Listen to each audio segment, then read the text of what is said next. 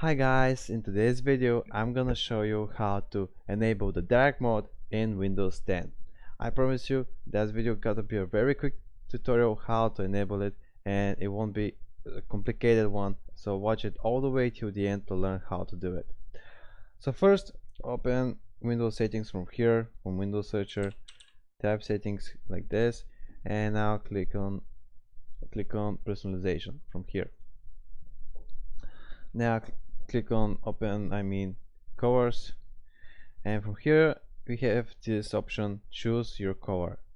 So now when you click on it, we can choose the dark mode. Also we can make it custom, but we want to enable the dark mode, right? So just click on dark, wait a few seconds, and as you can see now our theme is dark.